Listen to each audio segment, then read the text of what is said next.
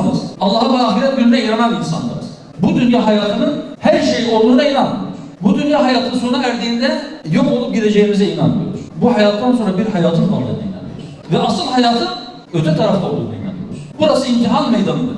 Burası çalışma çabalama yeridir. Mükafat ve ücret öbür taraftadır. Biz öbür taraftaki ücrete, öbür taraftaki mükafata, öbür taraftaki nimete talibiz. O yüzden bu dünya hayatının ve bu dünya hayatında sahip olup olabileceğimiz her şeyin bize emanet olduğuna inanıyoruz. Bizim inancımızı birkaç kelimeyle ifade etmek gerekirse herhalde bunu en iyi ifade edecek birkaç kelimeden bir tanesi emanettir. Birisi tevhid, birisi adalet. Biz Allah'tan başkasının önünde eğilmedik, eğilmeyeceğiz.